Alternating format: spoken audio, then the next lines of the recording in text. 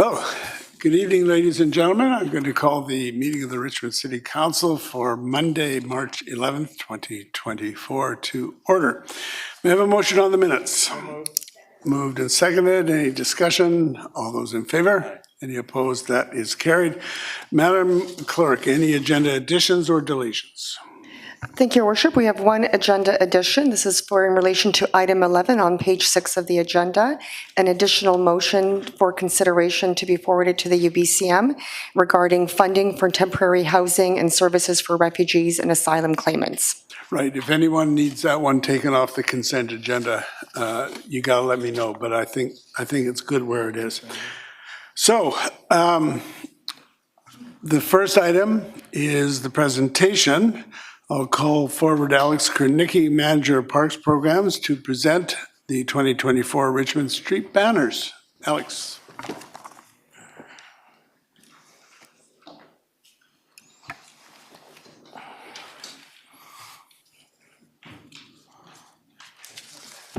I'm ready. Are you ready? Good evening, Your Worship, members of council, honored guests. Tonight I have the privilege of presenting to you the winning designs for the City of Richmond's 2024 Street Banner Program. This program is an initiative of the Partners for Beautification, a community engagement program that encourages Richmond residents to become actively involved in creating a vibrant, beautiful community. The city supports grassroots involvement in the street banner program by encouraging residents of all ages and abilities to submit their creative designs by way of an annual street banner contest. The entries received in the banner contest celebrate the places, activities, people, and experience that make Richmond beautiful and unique. This year, over 360 submissions were received, all original images reflecting one or more of the following themes: connection, community, active living, wildlife, island city, nature, the arts, urban landscape, sustainability, and culture and heritage. A volunteer judging panel reviewed the submissions and were faced with the difficult task of selecting 20 designs as semi-finalists. Community members were then invited to vote for their favorite designs on the City of Richmond's Let's Talk Richmond portal. Over 6,600 votes were cast over 15 days. The voting campaign and the top 10 designs with the most votes will be unveiled tonight. Before this year's collection of banners is unveiled, I would like to recognize our volunteer judging panel for contributing their time and expertise in judging this year's contest. They are Laura Rivera, B. Martin, Astrid Fox, Susan Germain Ness, and Julia Rosenthal. Similar to past years, each design is paired with a word mark banner reflecting the image's theme along with the city's logo. This word mark banner will be shown in the short videos we will be showing you this evening. The banners you see tonight will be installed in select areas of Richmond City Centre and major gateways throughout the city, starting this week, and will remain on display until February 2025. This evening, each artist will receive a certificate of recognition, an honorarium, as well as a special bag made of recycled City of Richmond street banners from past year's winners, not theirs. We will now recognize each artist and ask them to come up and stand beside their designs as they are called up. Each banner is After each banner is unveiled, I would ask them to remain standing beside their banner design for a photograph.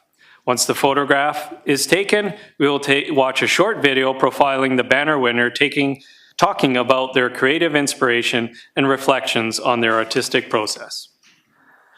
Once the video has concluded, we ask the winner to please sit down before we ask the next winner to come forward. At this time, I'll request His Worship Mayor Brody and Councillor He to take their place beside the first of the banners.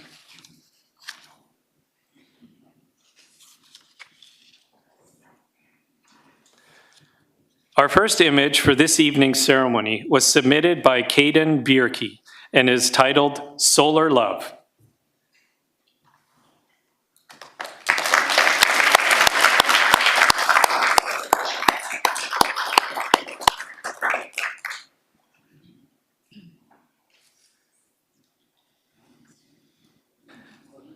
Congratulations, Caden. Congratulations, Caden. All right. Congratulations, Caden. Please unveil your banner.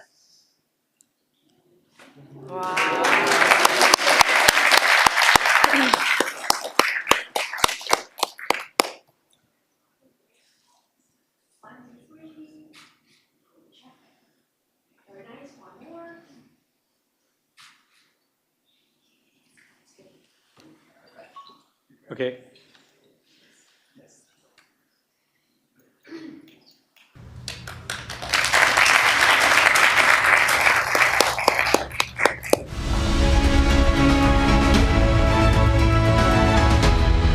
I took the picture at Terra Nova. I've always grown up there, and I love going out there, watching the sunset. A lot of people come and go to get pictures of and with the sunset, and really I witnessed how much that brought people together. And I really think the hands in this photo represent that coming together and the connection we have to both each other and the land we grew up on. The sun was just about to set and it was getting dark, so I was just telling her to go put up her hands like this, move it a little bit to the side, keep going until it was got perfect.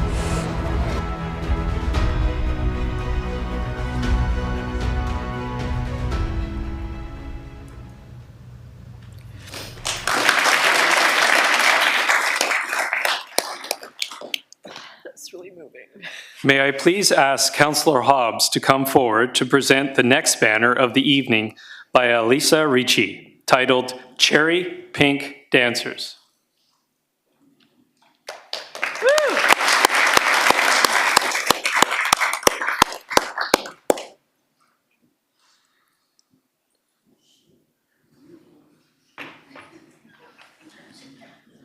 Congratulations, Elisa.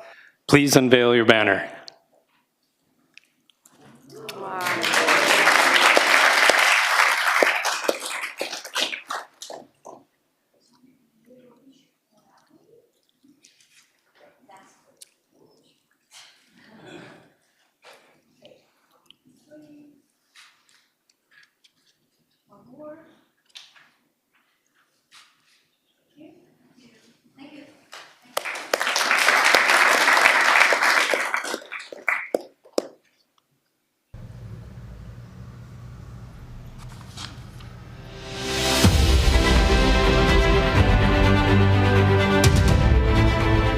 I saw these ladies dancing under the cherry blossoms and I thought, oh, that's awesome. I really like it because it's pink and it's at the Cherry Blossom Festival, but I think it's because it epitomizes Richmond, which is multicultural. I love the banner program because it's so darn exciting that an everyday person can get their pictures up in the city.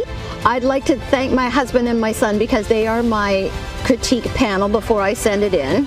And they're very good at selecting ones that people like.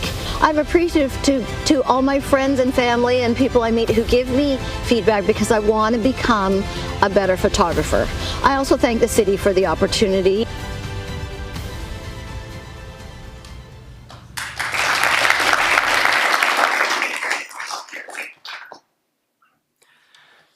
To present tonight's third banner, may I ask Councillor Liu to come forward.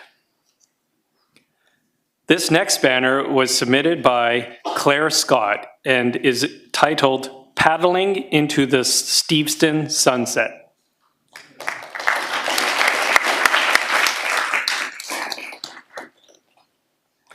Congratulations, Claire. Please unveil your banner. Come on. Yes.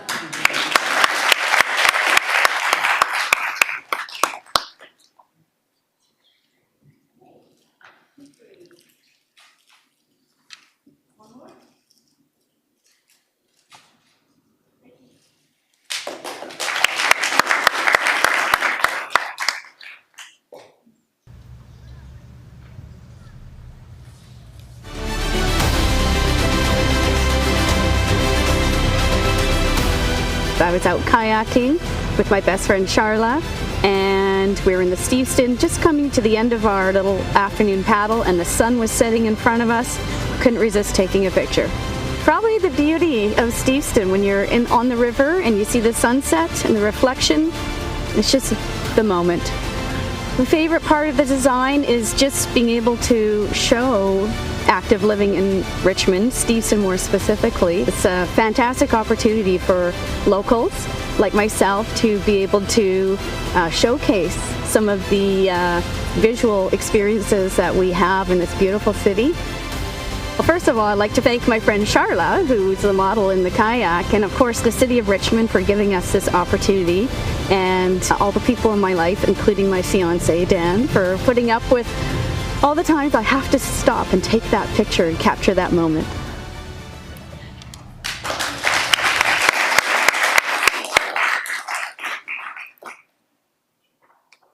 I would like to ask Councillor McNulty to come forward to assist in unveiling our next winning banner titled Companion, submitted by Hai Wa Se.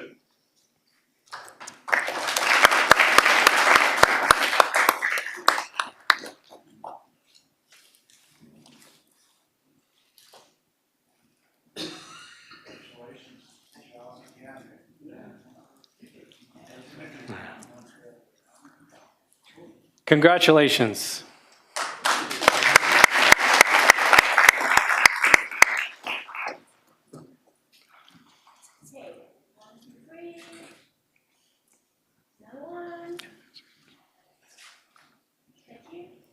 In the following,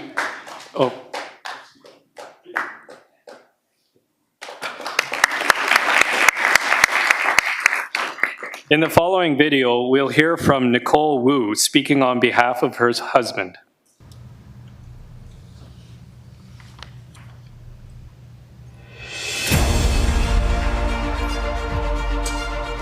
The inspiration behind this picture is actually random because he loves to take pictures at Garrett-Point Park. That's our favorite spot. And we just saw two swans swimming by close to water. That picture just reminds us, like, with the companion of a family and living in this beautiful community is so wonderful. The most favorite part of this picture is the posture of the swan and the way they're leaning to each other. It provides an opportunity for everybody to participate in something they can contribute to this city. Thank you, City Richmond. Yeah. It's definitely the best place to live. We would like to say thank you to the Mayor, Malcolm Brody, and the councils. Thank you. Thank you.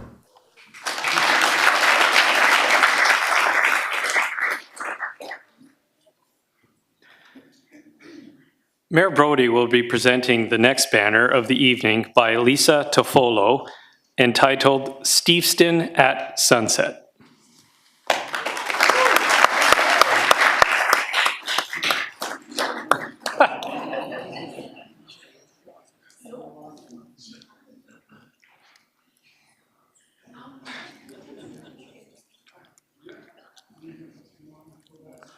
Congratulations, Lisa. Please unveil the banner. Oh, good.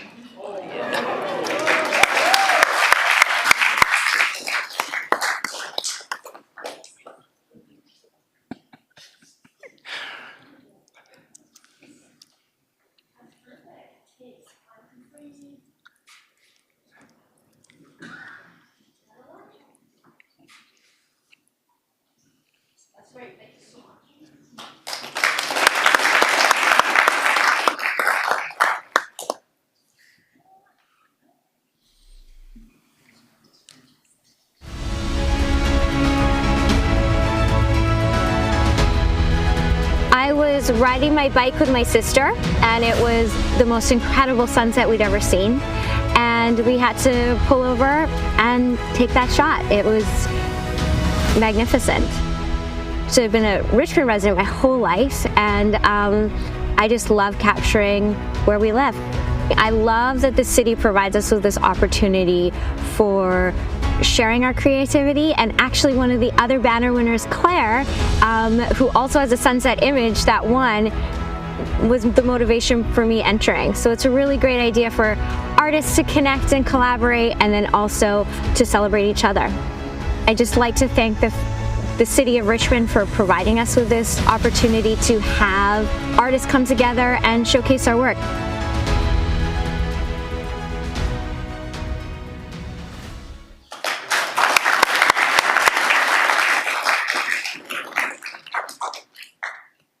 May I please ask Councillor Au to come forward to present the next banner of the evening by Brett Whitelaw, titled Small Things.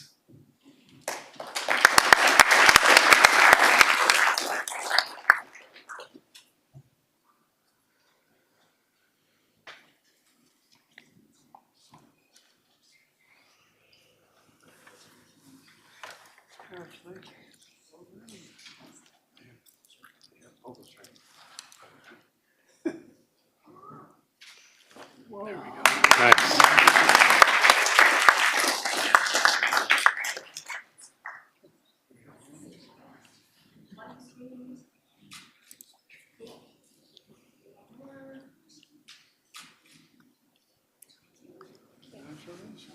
Nicely done.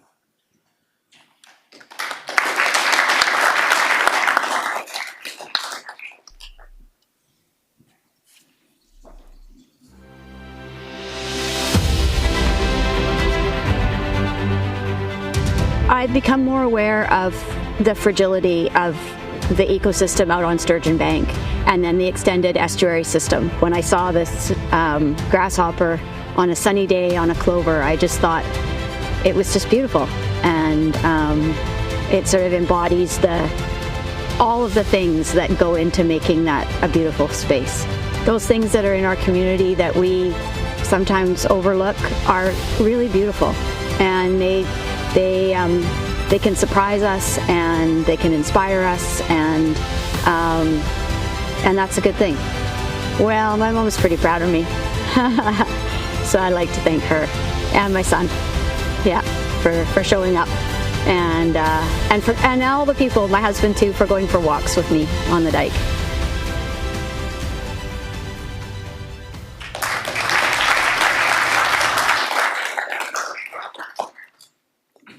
May I please ask Councillor Wolfe to come forward to present the 7th banner of the evening by Anne Phu, titled Descent.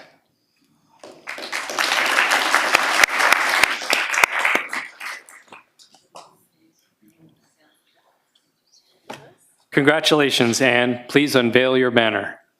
Oh, yes.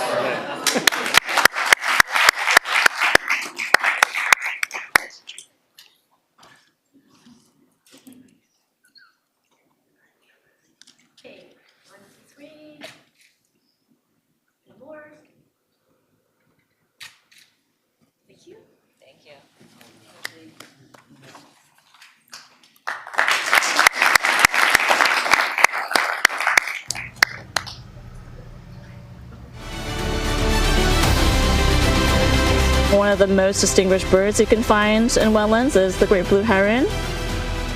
Here, this kind of featuring marshlands and coastlines during sunset, and the great blue heron coming down to rest and forage.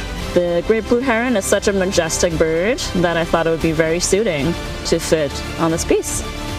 I think the texture on the great blue heron is one of my favorite parts. I do love to play with that texture in many of my pieces, but just to give that layered, rich feel to it, I think that's one of my favorite parts. It encourages the community to participate, right, to contribute and kind of be creative, and also learn from each other, appreciate each other's talents. I think that's a very great way to bring people together. I'd like to thank the birds for being there, for the City of Richmond for putting this contest on, and thank you all for being here.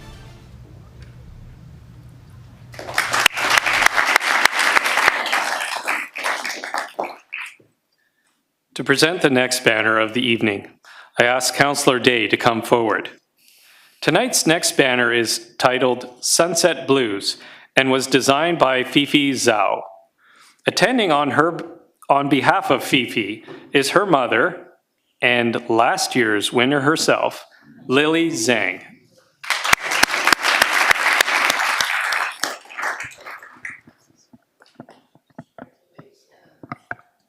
Lily, please unveil Fifi's banner.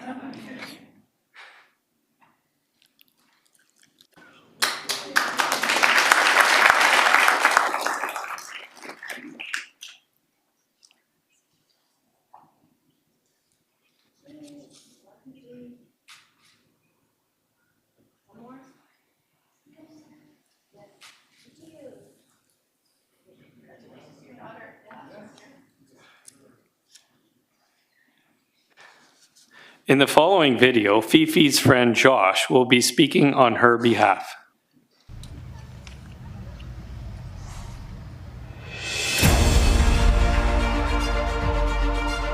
It was a photo taken in Steveston. As you can see, it was a sunset, and there's a lot of different colors that's mixed with the sky and the water. So I think what it inspired her to take this image is the sunset.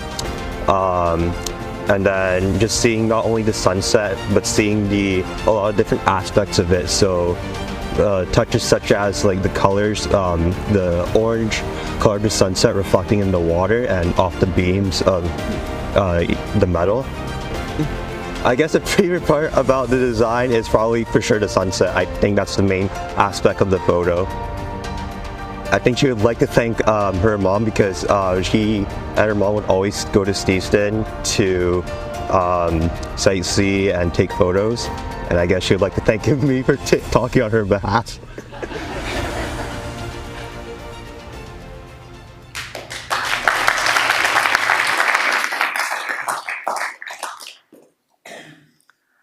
To present the next banner of the evening, I ask Councillor Gillanders to come forward to present Nature's Architects by Lisa Kraker.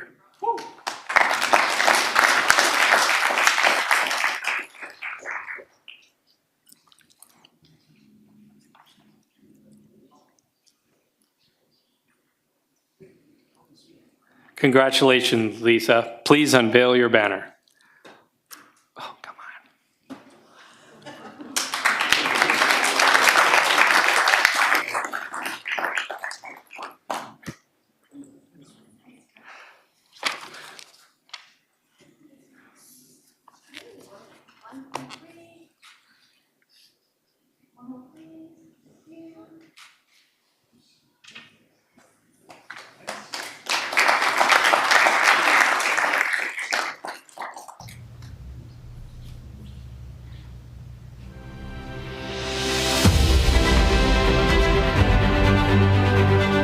I love bees. I was at a local blueberry farm and one of the employees opened up a hive and let me see inside.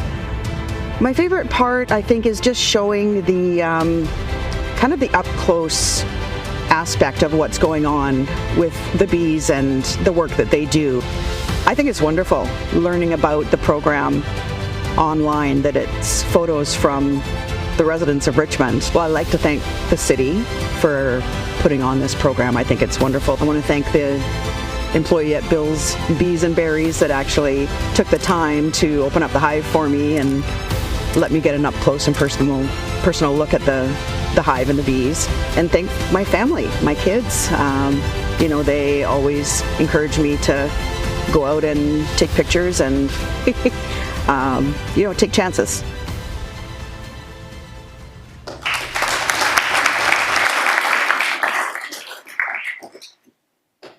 Mayor Brody will be presenting the final banner of the evening by Yan Chen Chang, titled Britannia Shipyard.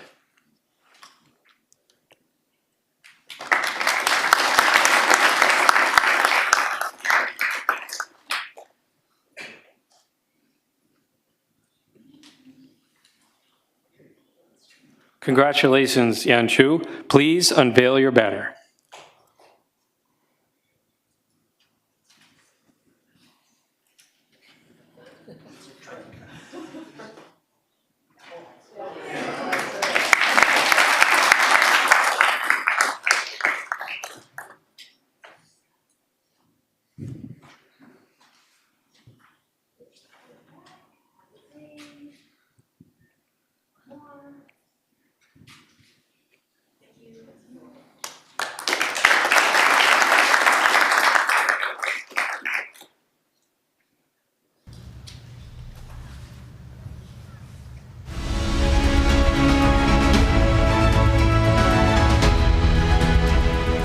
was just stunned. I just stayed there and I took a picture, and I was so happy that photo actually captured the color of the sun. You know, it captured the moment, and that moment stayed in my memory forever.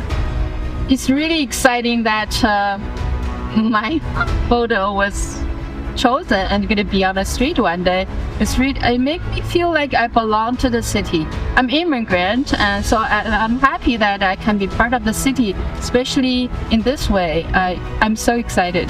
My friend April, she's the one who told me about this event and encouraged me to send the pictures in. I'm very thankful to her. Without her, I wouldn't be part of this.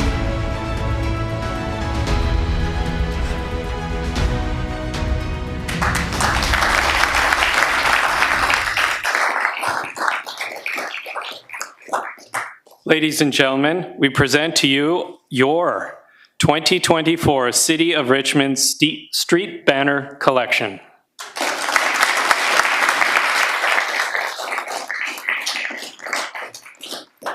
At this time, I would like to conclude the street banner unveiling ceremony. We'd like to thank Mayor Brody and councillors for your continued support of the City of Richmond Street Banner Program. Thank you. Thank you, Alex. We have some of the winners this year have been here before. And as hard as it must be to win once, to win more than once is remarkable. When you think about the fact that we have over 360 submissions, over 6,000 votes were cast for the various winners, you can see what the long odds were of any of the submissions being successful. So it is truly remarkable what these various artists have done with our street banners. So I want to say thank you to all of you. Thank you to those who have come in support. It's marvelous because very shortly you're going to see these banners out on the street, and they really brighten up our city and they add to our quality of our lives here in the city of Richmond. So thanks to everybody who's been involved, and once more, let's have a round of applause for all the applicants.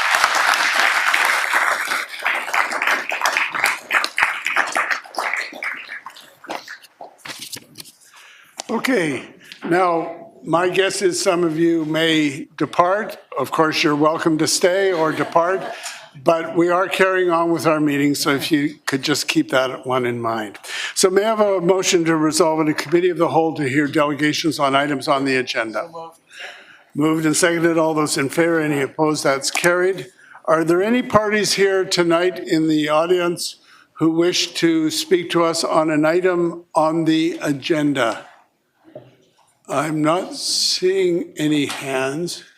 I'm not seeing. Rise and report. Okay, so that's moved and seconded to rise and report. All those in favor, any opposed? That is carried. Brings us to our consent agenda, and I'll briefly read out the items. There's receipt of committee minutes, the Richmond Public Art Program, the 2023 annual highlights, and the Public Art Advisory Committee 2024 work plan. Then we have the new Capstan Village Neighborhood Park Public Art Work Terms of Reference. We've made making a couple of awards of contracts for, first of all, for the supply and delivery of pool chemicals, and secondly, for the information technology service management solutions. Then there's the item on the refugee and asylum seekers in the Richmond shelters, and that's the one where there will be an add-on for a motion going to the UBCM. We have land use applications for first reading, which will go to public hearing on April 15th. There's just one, it's for a zoning text amendment to the auto-oriented commercial ZC40, number 3 road, city center zone to permit education, commercial, and health services, minor uses to the second and third floor of 4940 number 3 road.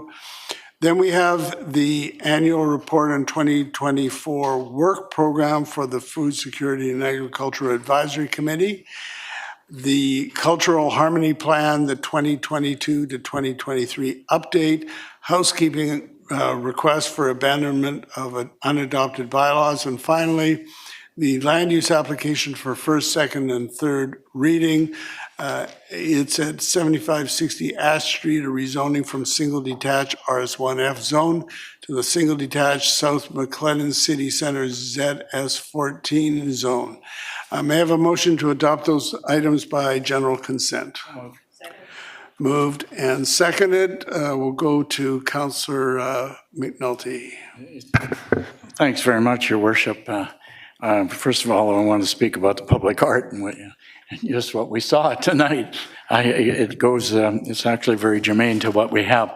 The new CAPS neighborhood public art, in terms of reference, I support wholeheartedly.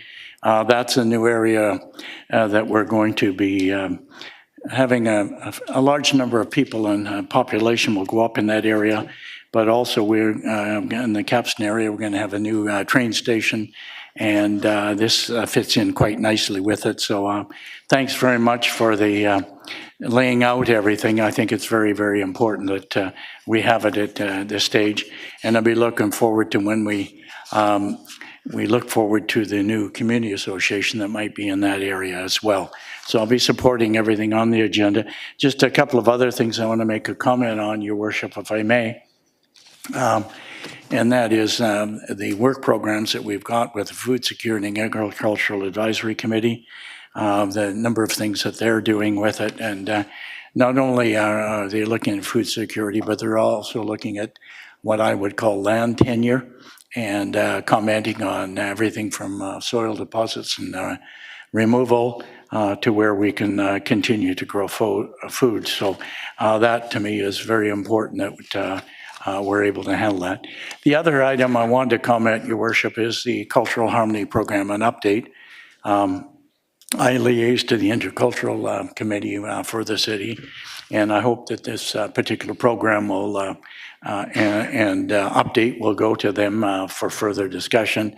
But the 5 strategic directions and the 27 actions recommended by the city and the partners, I think is extremely important, given all the work that we've already done in this area and what we are prepared to do in the future. I guess the comment I wanted to make is we need to continue to get the right message out and the information to the public, and the right information to the public on all aspects of this particular report. And to be quite frank with you, I think we should be asking societies to read it, groups I call them, discuss and also give us feedback on it. I think we can continually ask for feedback from the public. I think it's important because I want to make sure that we're hitting the right people, given the nature of that. And I think this is very key that the document is read and discussed with the school board and the PACs, the PAC groups and our school liaison. We have 2 members of council. I think that it's very important that the PAC groups get a chance to discuss it at their PAC meetings. I think it'd go a long way to continue to promote cultural harmony within the community. I think it's, when I read everything that's in here, the staff have done an outstanding job in laying out the community profile. And I think if you read it line by line, you'll gain a tremendous amount of knowledge on it. And I assume that this, correct me if I'm wrong, will be on the website on Let's Talk Richmond or whatever. Can I ask through you, Your Worship, to staff? Because I think it's important that we let people know that this is available now. And I think it would go a long ways, I'll let her answer that, but go a long ways to promote harmony. Yes, through Your Worship to Councillor McNulty, this update report will be available on the city's website. And will it, can it go to the school board? And I know we probably don't have we have 2 liaison councillors to prepare a package to go to the Richmond PACs at the various schools. I think we've got, 39 schools within the city of Richmond?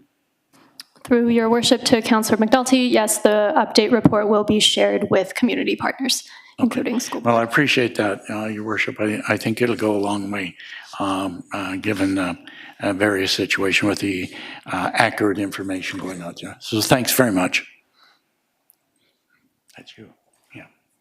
Good. Councillor Day. Thank you very much, Mayor Brody. Yes, thank you for everyone on council who's supporting my motion number 11, which is that we write a letter to the federal government and ask them to provide temporary housing for refugees and asylum seekers. And so 11B on the agenda is this declaration, and this is going to be going to UBCM as a motion. Funding for temporary housing and services for refugees and asylum claimants. Whereas in the increasing global migration, Canada is experiencing a rise in the number of refugees and people claiming asylum, some of whom do not have accommodations and seek temporary shelter in local emergency shelters, thus taking capacity from the increasing number of local residents experiencing homelessness in many municipalities, thereby leaving residents without shelter. And whereas immigration and refugee services are a federal responsibility, and municipality frequently lack adequate numbers of shelter beds for members of their community, therefore, be it resolved that the province of BC be requested to advocate to the Government of Canada for funding for municipalities to enable local emergency shelters to better provide for local residents who have no home, as well as the refugees and asylum claimants. And here in Richmond, we have 2 modular housing complexes, and we provided the land and the province provided the buildings. And in each one, 40 people are housed that would otherwise be homeless. Those modular housing units can go up in anywhere from 4 to 6 months. It's like putting Lego together. It's absolutely fascinating. So I've been asking the local MPs to consider possibly putting modular housing at YVR or some other federal land. We got to get going on this because the reality is people are sleeping out in the cold and it's just not acceptable. And the urgency is on April 15th, we will lose our emergency shelter that's located at South Arms Swimming Pool. That changing room will go back to being a changing room and not accommodations for people who are homeless. So it's very, very important that we move forward on that. Staff are actively working with BC Housing to find solutions to that problem. Now, we did get a report from staff, and one of the things I didn't realize is that, and the report says that these refugees, if unable to pay for their own basic needs, are eligible for income support through the Resettlement Assistance Program for up to 1 year. But further down the memo, it says that asylum seekers that make a claim from inside Canada do not qualify for those funds. This was something I was not aware of. So I think this is a timely motion, and I'm glad that we're putting it forward today. The numbers are staggering. We had 50% more refugees and asylum seekers in 2023 than we did in 2022. So the numbers are really high. The last thing I just want to speak about is the number 14, which is the 2019-2029 Cultural Harmony Plan, and this is an update. We were the first in Canada to create this kind of plan, and it's very important to provide newcomers with the ability to connect to their community. And I really appreciate all of the things that are in this plan, but what we don't have is a place where they can come and just talk to us. So that's something I'll be looking at presenting at a later date to council, because I think that we need to have almost an open house or workshop where new people can come in and ask the questions, because there's a lot of questions out there. Anyhow, that's it for me. Thank you very much, Mayor Brody. All right, the motion that you mentioned, or the resolution you mentioned, I take it there hasn't been any objection amongst councillors, so we will simply add it as part of the consent agenda. All right, Councillor Howe. Yeah, I just want to ask a question about item 11.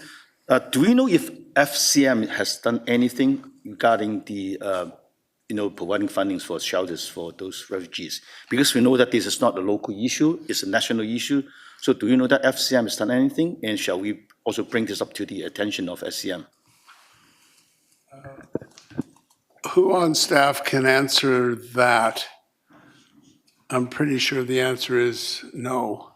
But has there been any financial awards in that vein, Jason? Through your worship to Councillor Al, I'm not aware of any funding opportunities that FCM have looked to the federal government. There isn't been a resolution that's been put in place at FCM, so I'm not aware of one. Maybe what you could do is investigate that and let us know. Thank you. Okay? All right, with that, let's call the question on the consent agenda. All those in favor? Any opposed? It's carried. There's one item that was not on the consent agenda. Councilor in the General Purposes Committee. The title is Reducing Embodied Carbon in the Built Environment. And the recommendation from committee is that the industry engagement program outlined in the staff report titled Reducing Embodied Carbon in the Built Environment, dated January 26, 2024, from the Director of Sustainability and District Energy be endorsed, and I would so move. Second. Moved and seconded. Councillor Liu. Thank you, Worship. I voted against this in committee, and I'm going to vote against it now. I support the concept of the circular economy. I was at the Zero Waste Conference when we first heard about it many years ago and thought it was a great initiative. And I know that this is a great opportunity to reduce embedded carbon in our built environment. But for this to be effective and efficient, we should be doing it at a national, provincial, or at the bare minimum, a regional. Sorry. Go ahead. I know you didn't like it, but come on now.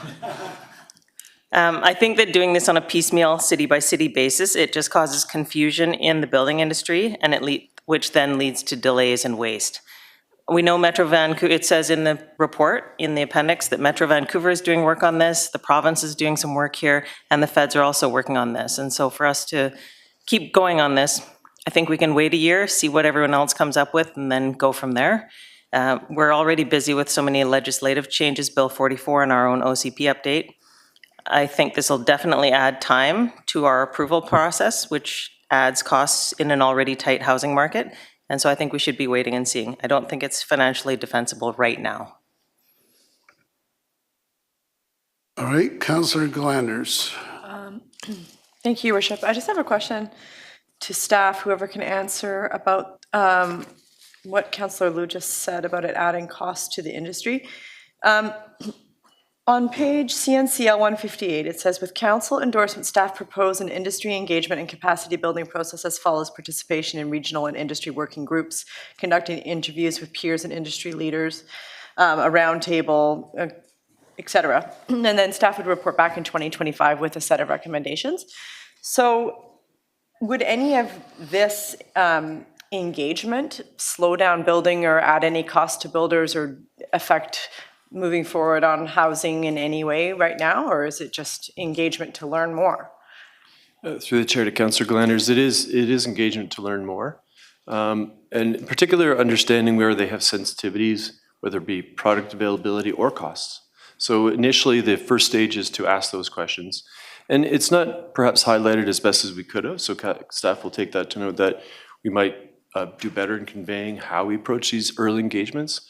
But much like other areas like the STEP code and the zero carbon STEP code, when these are introduced, we really work with builders and developers to understand how they're impacted, what are their sensitivity points, and therefore design our programs around that. So we would approach this very similarly and show sensitivity to those issues. And just a follow-up comment on that then, thank you. I think it's important to do the engagement, because if the Government of Canada is moving forward with this, and the Metro region, I think this is an opportunity to hear from our local builders about how, if some of these things are implemented, it could affect the building here in Richmond either way. And that way we have more of a stance on what the federal government is doing and how it could impact builders here. And so how we can reduce carbon while also providing incentives and things to make it work in Richmond. I think that the engagement can only be a good thing, because things are happening federally no matter what. So I appreciate that, and so I will be supporting it. Thank you. Councillor Day. Thank you very much. Isn't it true that we no longer allow gas furnaces in new houses, that they have to be, the electric, what are they called? Fireplaces? No. Well, maybe I could jump in through the chair to Councillor Day. We haven't banned these systems. What we have done is biased our STEP code program towards low carbon options. So that often there's a step down option. So instead of step 3, you can do step 2 or other variations. where you are reducing costs, you're reducing GHGs because you're choosing a low carbon system. Right, which is coming anyhow. According to page 156, the greenhouse initiatives for new buildings are reduced to near zero levels by 2030 provincially, and Richmond is 2027. Is that correct? That's correct, for new construction. So it's 3 years. Yeah, okay. Well, let's go win some more awards. Thank you. All right, with that, no more speakers, so I'll call the question. All those in favor? Any opposed? It's carried with Councillor Liu opposed.